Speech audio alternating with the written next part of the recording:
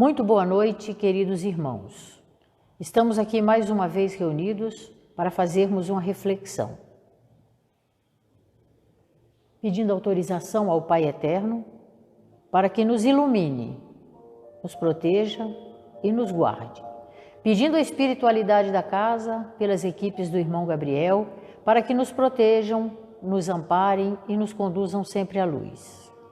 Permaneçamos na paz do Cristo, saudáveis, abençoados e felizes. Tenham todos uma boa reflexão e que Jesus nos abrace em seu manto infinito de amor. E as espiritualidades de luz que aqui se manifestem nos amparem nessa nova reflexão, estudando o Evangelho segundo o Espiritismo, para que possamos mais uma vez traçarmos nossos caminhos em direção à seara de luz do Pai. Que assim seja. Em nome de Jesus. O capítulo que estudaremos hoje, do Evangelho segundo o Espiritismo, é o capítulo 21. Haverá falsos cristos e falsos profetas.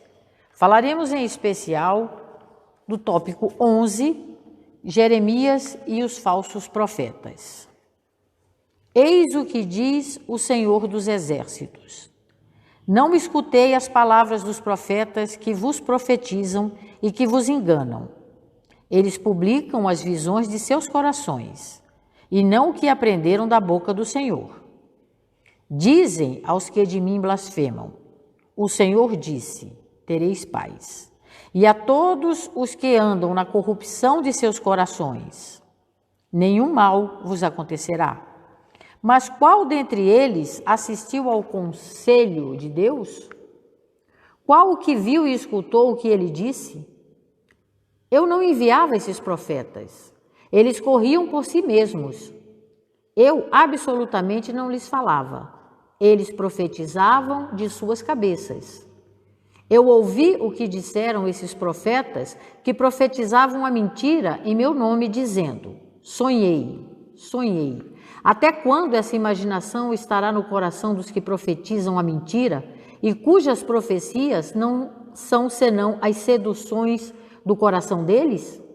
Se, pois, esse povo, sou um profeta, ou um sacerdote vos interrogar e disser: qual o fardo do Senhor? Dir-lhes-ei: vós mesmos sois o fardo, e eu vos lançarei bem longe de mim, diz o Senhor. Jeremias 23, 16 a 18.21, 25, 26 e 33. Bom, vamos aqui, caros amigos, definir, para entender melhor, o significado das palavras Cristo e profeta. Cristo é aquele que recebe a missão, e profeta é aquele que prevê o futuro, que vê alguma coisa além. Por exemplo, é aquele que fala aquilo que Deus quer dizer a alguém através das palavras, ou seja, é aquele que serve de intermediário de Deus. Kardec já falou que atribui-se comumente aos profetas o dom de adivinhar o futuro. Por isso, profecia e previsão se tornaram sinônimos. O aspecto principal do profeta é o de instrutor, é de adivinhar, o dom de adivinhar o futuro. O vocábulo profeta tem mais extensa significação. Diz que todo enviado de Deus com a missão de instruir os homens e de lhes revelar as coisas ocultas e os mistérios da vida espiritual. O profeta tem o dom de predizer o futuro. Foi considerado como um dos atributos da qualidade de profeta. O aspecto principal do profeta é o de instrutor. Na verdade, ele vem com a missão de educador de espíritos. Já os falsos profetas não se encaixam nos padrões morais das leis divinas, porque se não tem moral, se é falso, não é um educador de espíritos, não vem com a missão divina, por isso ele é falso. Então precisamos estabelecer alguns critérios para se distinguir os verdadeiros dos falsos profetas.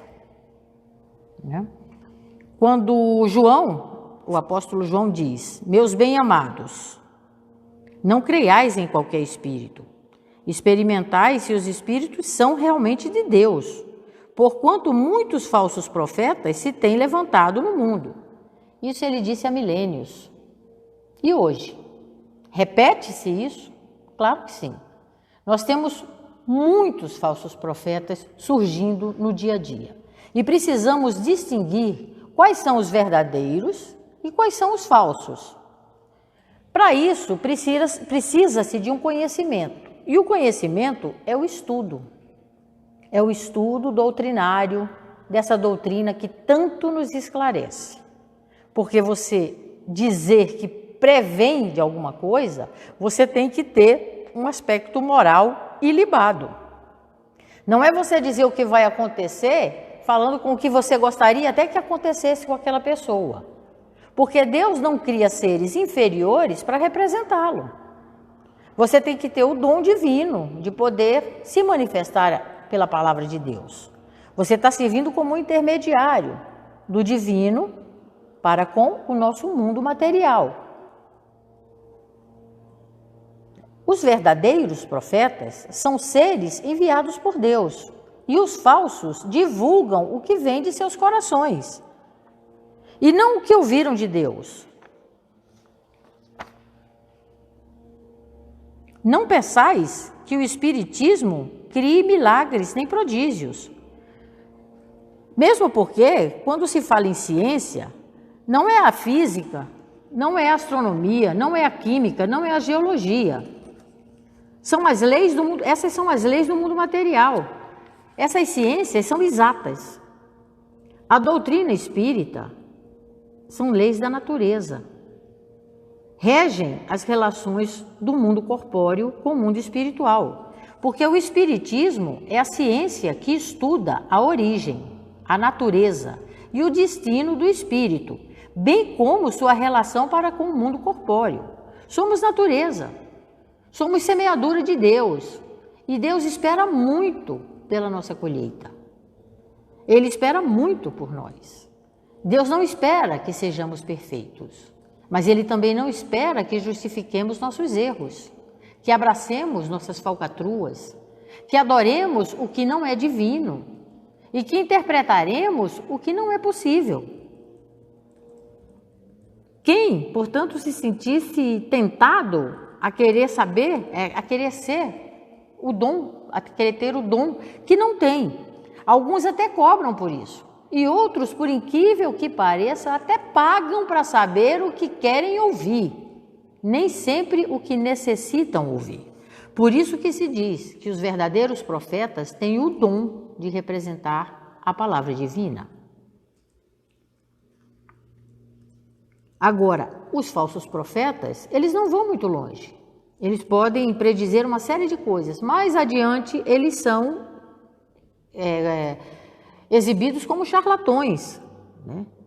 Eles não conseguem prosperar por muito tempo pela credulidade alheia. Eles seriam logo desmascarados. Os crédulos que ouvem isso e acham que esse fenômeno é uma causa desconhecida, aí eles acreditam no sobrenatural, no maravilhoso, no miraculoso. Uma vez encontrada a causa, eles ficam sem saber o que fazer. Ah, mas acontece que a previsão foi essa. Mas a previsão foi falcatrua, foi de um falso profeta. Para isso, Chico Xavier sempre nos diz: estudai, estudai e estudai.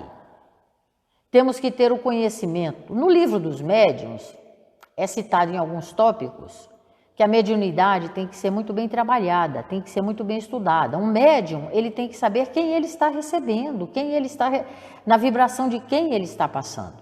Porque existem espíritos que permanecem na erraticidade, que já passaram pela Terra e estão na erraticidade. E esses espíritos, por muitas vezes, se passam passar por entidades que não são. Existem centros que dizem: não, Jesus incorpora aqui, Jesus fala aqui. Mas o médium, ele tem a qualidade, através do seu conhecimento de estudo, de saber quem, por quem e de quem ele está falando. Porque existem os espíritos zombeteiros também.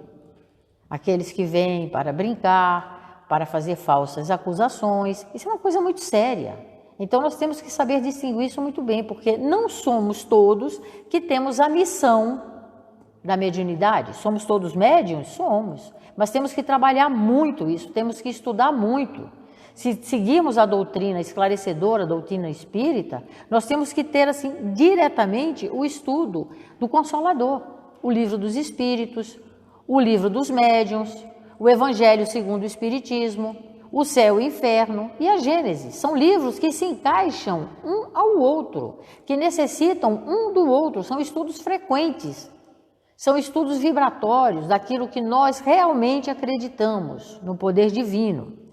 Daí voltamos a pensar que os caracteres dos espíritos se conhecem sempre pelas leis morais, pela sua postura. Porque o livro, o Evangelho segundo o Espiritismo, ou um livro espírita, você tem que lê-lo, além de senti-lo, você tem que praticá-lo e entendê-lo, para você poder saber o que você está fazendo, o que você está dizendo e para quem você está se referindo, de quem você está se referindo. Você está ali representando uma missão sua, porque a mediunidade não é um dom, é uma missão. E você vem com ela e será cobrado pela sua postura. E quando Jesus diz, eu não te disse que conhece-se a árvore pelo fruto? A árvore boa dá fruto bom. O fruto amargo dá de uma árvore que não é muito boa. Somos plantação, somos natureza, somos semeaduras divinas. Deus é o Criador absoluto de todas as coisas, é a inteligência suprema. Ele jamais criaria um ser para representá-lo de forma falsa. Ele jamais daria poder a seres, a pessoas, a encarnados que não fossem, que não tivessem o poder absoluto para representá-lo pelas leis morais, pela lei divina. Porque o que é a lei divina? É amar a Deus sobre todas as coisas, de todo o seu coração, por toda a sua vida. Isso, e ao seu próximo, como a ti mesmo. Então, quando você se dirige a uma pessoa para predizer alguma coisa do futuro dela, é uma coisa muito séria, é uma situação tem que ser muito delicada, porque a pessoa pode acreditar em você e você pode acabar com a vida de uma pessoa assim. Você pode direcioná-la de um jeito muito errado. E quem vai pagar não é ela, é você, porque você será cobrado. Desconfiai dos que pretendem ter o monopólio da verdade. O Cristo não está entre nesses. Ele envia para propagar a sua santa doutrina e regenerar o seu povo. Acima de tudo, dando-lhe sempre o exemplo brando e humildade no seu coração, porque Cristo era humilde. Ele não veio para semear discórdia. Ele veio para que nós crescêssemos, para que nós amássemos, para que nós aprendêssemos com Ele o verdadeiro amor. Ele era o Evangelho. Ele praticava o Evangelho da hora que acordava até a hora que se deitava, quando se deitava. E ficou em nós o seu DNA. Temos ele dentro de nós. Então, quando o profeta diz, Deus está aqui, ele está no meio de nós, ele está entre nós, ele está dentro de nós. Mas nós precisamos saber quem são esses profetas. Porque salvar a humanidade, todos dizem que querem, mas ninguém pratica. Lembrai-vos de que cada criatura traz na fronte, mas principalmente nos atos, o cunho da sua grandeza ou da sua inferioridade. Então Deus é muito claro com isso. Se você abrir seu coração para essa doutrina que nos vem revelar as leis eternas e satisfazer todas as aspirações de vossa alma acerca do desconhecido, você já pode ter se sentido vitorioso. Porque se conhece o verdadeiro espírita pela sua transformação moral. e pelos seus esforços em dominar seus maus instintos. Então as pessoas dizem muitas vezes que tem pessoas que têm o dom de dizer, de prever, de adivinhar o futuro. Gente, o futuro não se adivinha. O futuro é a nossa escolha do presente, porque o presente é a nossa semeadura e o futuro é a nossa colheita. O que semearmos, colheremos. É muito simples, muito direto, muito verdadeiro isso. Nós fomos semeados para florir, para florescer, para sermos uma árvore que dá bons frutos. Porque o que Deus espera de nós é que sejamos frutos nobres na colheita da eternidade, no mundo novo que é preparado para nós. Porque Ele nos semeou com amor, com gratidão, com zelo, com devoção, com dedicação, para que nós pudéssemos ser frutos de boas árvores. Porque se conhece o fruto pela árvore. E se nós formos uma árvore boa, nós daremos frutos bons. Será nosso futuro, será nossa colheita. Porque um fruto amargo, a árvore não é boa. E nós temos condições de escolha. Porque Ele nos dá a todos a oportunidade do conhecimento, a oportunidade do crescimento. Ninguém colhe uvas de sarças. Se você planta abacaxi, você vai colher abacaxi. Se você planta flores, você vai colher flores. O perfume e o sabor da sua fruta é você quem dá, através do seu comportamento, através da sua vivência, da sua verdade. Porque temos condições de sermos melhores cada dia, dia após dia. Ele nos dá o livre-arbítrio, Ele nos deixa aprender da maneira melhor que for para a gente. Porque não adianta você pedir o que quer, Ele vai te dar o que você precisa. Porque se você for ver bem, quando você tinha 18 anos, você já pensou se você ganhasse tudo o que você pediu 18 anos atrás, nos 18 anos da sua vida? O que você ia fazer com o que você pediu hoje? Eu acredito que absolutamente nada. Mas Ele vai te dando o que você precisa. Ele manda uma professora que não tem a cara muito boa, mas que é a melhor que Ele tem, que é a dor. Porque a dor é que une. Na dor, nós nos tornamos humanos. E é pela dor que nós crescemos, que nós nos unimos, que nós crescemos, que nós florescemos. E nós temos que pensar muito nisso quando começamos a acreditar em alguns profetas que aí surgem, porque isso é diariamente. Todo mundo quer ser o intermediário de Deus. Alguns até cobram fortunas por isso. Certa vez chegou um pai em Chico Xavier, lá na Uberaba, que queria se comunicar com o filho que tinha morrido há pouco tempo. Esse pai era riquíssimo. E ele chegou para Chico Xavier e disse: olha, eu pago o que você quiser para você trazer uma mensagem do meu filho. Eu preciso falar com meu filho que desencarnou num acidente de carro pavoroso. E Chico Xavier, naquela sua brandura, olhou para o pai e disse: meu amigo, o telefone nunca toca daqui para lá. O telefone só toca de lá para cá. Não era verdade? E Chico Xavier nunca se colocou como um profeta maior do mundo. Não, ele sempre se colocou em humildade. Mas ele sempre falou a verdade. Porque através do Espírito que o orientava, Emmanuel, Chico mostrou que é realmente o dom de ser intermediário da divindade, o intermediário do amor, educador de espíritos. Assim como existem Gandhi, Divaldo Franco, Madre Teresa, esses vêm com uma missão, o dom de passar a verdade. E como é que nós conhecemos que eles eram verdadeiros? Pela sua postura, pelas leis morais que eles praticavam e praticam diariamente. Porque você conhece um verdadeiro espírita pela sua postura, pelo seu esforço em querer transformação moral na sua vida. Porque desde que nós nascemos, essa transformação moral existe. Nós vamos nos transformando dia a dia, através do quê? Através do livre-arbítrio, das nossas escolhas. Muitas vezes dissemos assim, mas Deus me castigou. Deus não castiga ninguém. Nós é que escolhemos isso. Essa é a nossa colheita. Porque a partir do momento em que a gente entra neste mundo carnal, nós recebemos a chavinha do livre-arbítrio. Quando abrimos a primeira porta, existem vários caminhos. Quem vai escolher somos nós. Deus apenas observa e deixa e confia. Porque, por incrível que pareça, Ele confia que nós vamos crescer.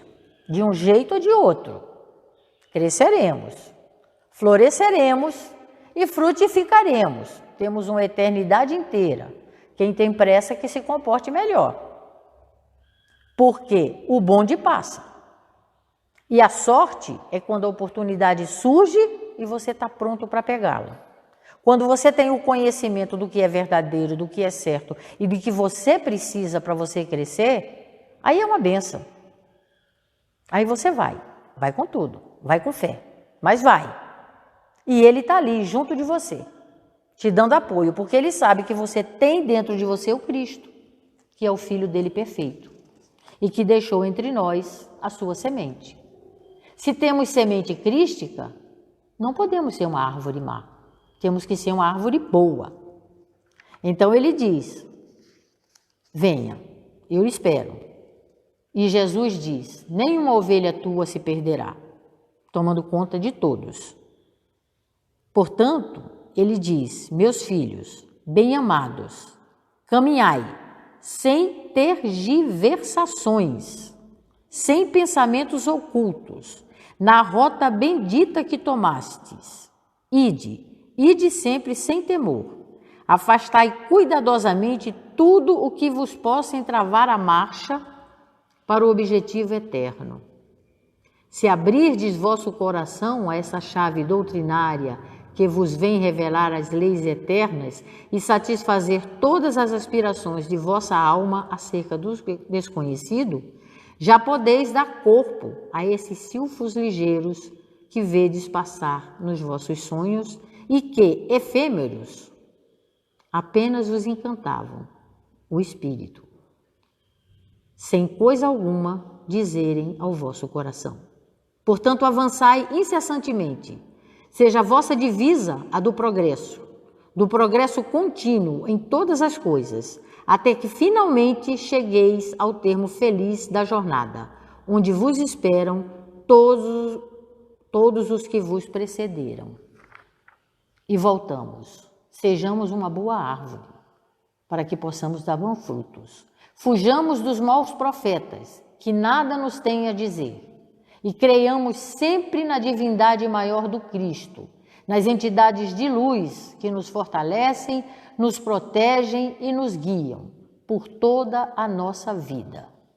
Sejamos espelho do amor do Cristo e possamos oferecer, segundo as nossas obras, o que Deus sempre nos enviou, o amor em sua plenitude.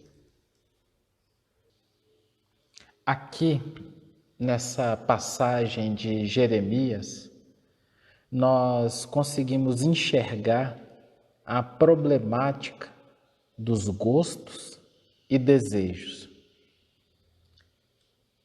É importante nós sabermos que tudo aquilo que não estiver alinhado ao bem e à vontade divina, invariavelmente vai nos levar ao sofrimento. Dentro disso, nós precisamos compreender que não necessariamente aquilo que nos traz sensação de alegria é o que vai nos conduzir à felicidade e à paz. Porque grande parte de nós acredita que se o que eu faço me traz prazer, então isso é bom. Mas não é necessariamente assim. Nós precisamos entender que felicidade não significa o atendimento dos nossos desejos. Se o meu gosto, aquilo que gosto, ou o meu desejo não promover a prática do bem, temporariamente eu posso até colher alegrias fugidias, que vão me trazer boas sensações, mas a longo prazo as consequências vão ser funestas. Um exemplo bem concreto dessa questão vamos colocar um usuário de drogas. Naquele momento que ele consome a droga, ele tem um pico de satisfação, uma sensação de alegria extremada, mas as consequências são horríveis, nem a longo prazo, a médio prazo, não só para ele, mas por todos que o cercam, principalmente para os familiares. E ocorre o mesmo conosco, do ponto de vista espiritual. Então, temporariamente, eu minto, eu engano, eu roubo, eu passo por cima dos companheiros e etc. E com isso eu me dou bem. E colho uma sensação de satisfação, porque eu estou vencendo no mundo, estou sendo do mundo. Mas a longo prazo, eu estou destruindo meu perispírito, eu estou causando núcleos de dor. Tudo aquilo que eu faço, que contraria a lei divina, a ética divina, a moral cristã, qualquer atitude, pensamento e sentimento que vai de encontro a isso, mesmo que traga sensações prazerosas para o corpo de carne, vai promover consequências funestas, bastante difíceis no meu perispírito. Esses desarranjos energéticos autoprovocados pelas minhas condutas equivocadas no bem geram as doenças, geram as aflições, as depressões, os desânimos, os tormentos e aflições que todos nós carregamos e que todos nós queremos sair deles. E aí nós entramos nesse paradoxo, porque novamente eu quero sair disso e para sair dessas aflições e tormentos, novamente eu busco alegrias fugidias da carne. Busco a bebida, busco as ilusões da vida material, deixo família, fujo do meu planejamento encarnatório, busco as festas, enfim, busco o vício no trabalho e novamente fujo exatamente daquilo que sanearia esses núcleos de dor. E o fato é que nós precisamos olhar para dentro de nós e perceber que nós ainda gostamos disso. Nós gostamos de ser o centro. Nós adoramos ser servidos. Nós gostamos de ter razão. Nós gostamos de ter poder, de ser a referência, o melhor, o destaque, o mais. Se a gente tiver coragem de fazer uma análise aprofundada, nós vamos perceber que nós ainda sentimos prazer nestas experiências. Esta é a realidade daquilo que somos. Porém, a evolução é justamente a depuração dos gostos. É como se nós fôssemos viciados nessas drogas da moral social equivocada do mundo. Nós ainda somos viciados nisso. E Jesus vem trazer uma moral nova, a moral divina eterna. Aí está o grande choque.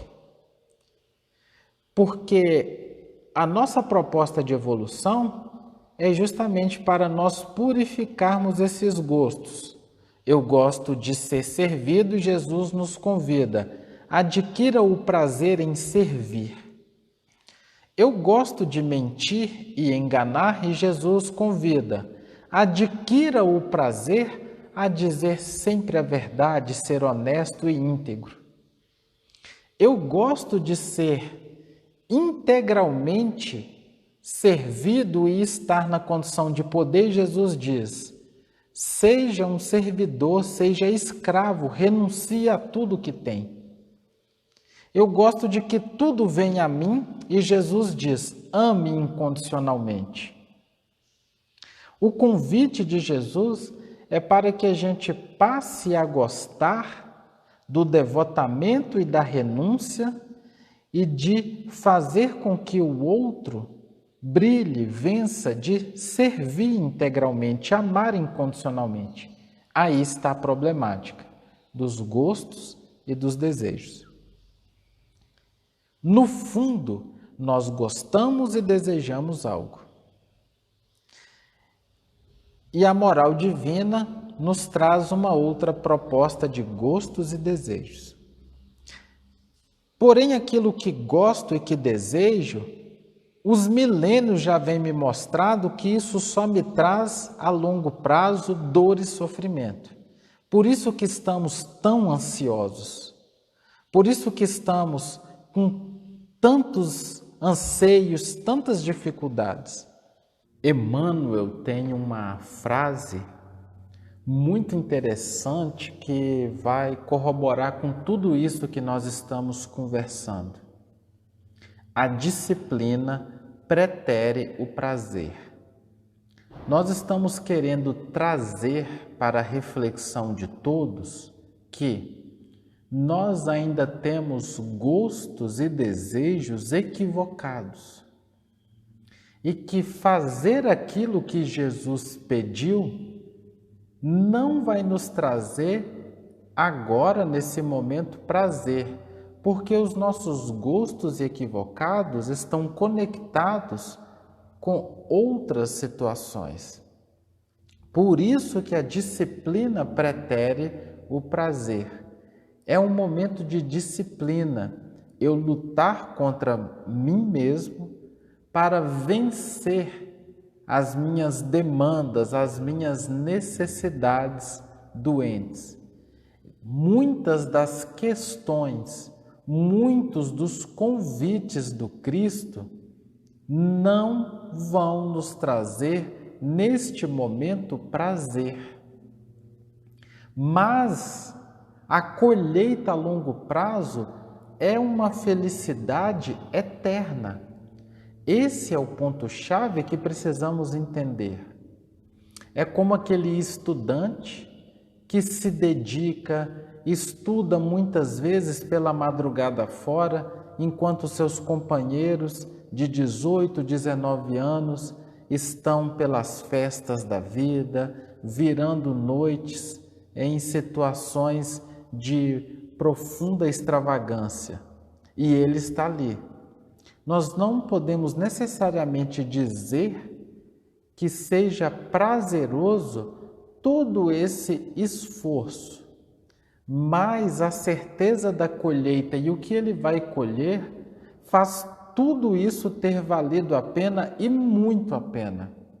E é isso que Jesus vem nos trazer, porque a partir do momento que tivermos esta força para depurar, para purificar os nossos gostos, nós vamos evoluir e vamos construir essa paz. Dentro de tudo isso, nós nos perguntamos: o que toda essa problemática, toda essa questão daquilo que gosto e daquilo que Jesus propõe para nós, o que tudo isso tem a ver com os falsos profetas? A questão é, os falsos profetas, sejam eles encarnados ou desencarnados, eles atuam por meio dos nossos gostos doentes, por meio dos nossos desejos mórbidos. É ali que eles encontram sintonia, seja encarnado ou desencarnado. Os nossos gostos equivocados são também as nossas portas para a vaidade, para o orgulho e para o egoísmo. É nesse ponto que há a ressonância de ideias e é nesse ponto que nós somos enganados. Porque ao entrarmos nessa ressonância, ao eles conectarem conosco por meio dessas portas de invigilância que temos, nós nos deixamos levar. Ou seja, as nossas desilusões, as nossas quedas, são construções de nós mesmos. Nós é quem gostamos de ser enganados. Nós é quem procuramos os falsos profetas. Os nossos gostos e desejos equivocados nos levam aos falsos profetas. Por mais que a curto prazo pareça algo extremamente vantajoso e feliz, com o passar do tempo nós colhemos uma desilusão, um sofrimento, uma decepção. Meu Deus, o que foi que eu fiz? Nós estamos neste momento de transição e reconhecemos que trabalhar esses desejos mórbidos não é uma tarefa fácil, mas é uma tarefa totalmente possível e que requer vigilância. Enquanto nós não depurarmos esses gostos, nós estaremos sempre à mercê de sintonias difíceis e vamos colher grandes decepções. Esse momento de transição é um convite para trabalharmos a nós mesmos, daí a grande importância do autoconhecimento, ter a coragem e a tranquilidade de olhar para dentro de si e verificar o que é que nós gostamos de fazer, quem eu sou.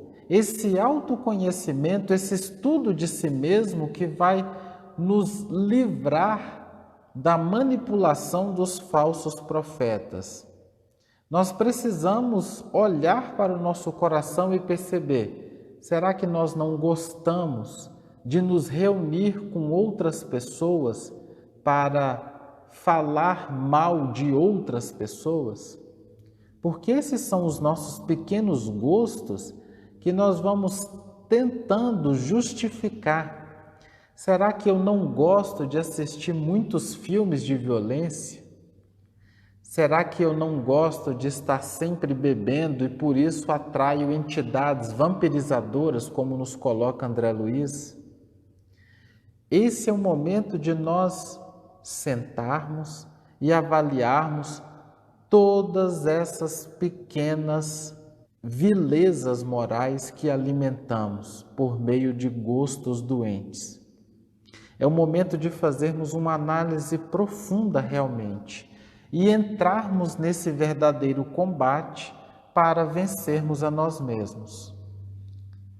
Quando eu depuro os desejos mórbidos que vão em mim, automaticamente eu me liberto de qualquer manipulação e de qualquer conexão com falsos profetas. Toda vez que nós somos enganados, é porque há em mim ainda uma porta doente de um desejo desconectado da moral cristã.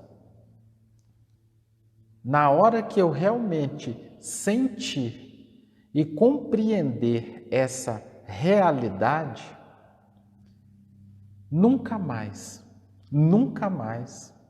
eu vou sofrer uma decepção, uma desilusão ou vivenciarei qualquer sofrimento ou tampouco serei manipulado. Esse é o grande embate para todos nós. Eu quero as alegrias fugidias da recompensa imediata da matéria, ou eu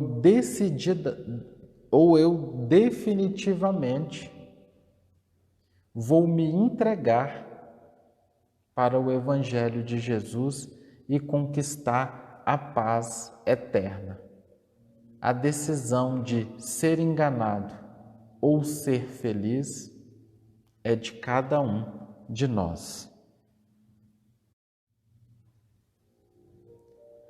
Amado Mestre Jesus, agradecemos a Ti, Pai querido, pela oportunidade bendita desse Evangelho em nossas vidas. Rogamos o Teu amparo para que tenhamos a coragem para fazer essa viagem interior, identificando as portas de invigilância que ainda precisamos trabalhar, para que, vencendo a nós mesmos, alinhando e renovando os nossos pensamentos, sentimentos e atitudes na prática do bem e do amor, consigamos ter uma vida plena de felicidade e de paz. Consigamos nos distanciar dessas manipulações e desses sofrimentos que nós constantemente estamos colhendo ao longo dos séculos. Mestre Jesus, dai-nos essa força, esse amparo, para que consigamos permanecer firmes neste bom combate e nesta luta do autoconhecimento, para que, vencendo a nós mesmos e purificando as nossas intenções, não caiamos mais nas garras de irmãos manipuladores encarnados e desencarnados e possamos finalmente caminhar em paz, amando e servindo integralmente. Que as equipes do Mais Alto possam visitar cada um dos lares que nos acompanham e nos visitam neste momento, por meio da sua dedicação em acompanhar este Evangelho. Que essas equipes possam fluidificar as águas, essas equipes possam balsamizar os corações, levando paz e harmonia. Que seja feita a Tua vontade em nossas vidas, em nossos corações, e que a paz do Mestre Jesus reine cada vez mais em nossos corações. Que assim seja.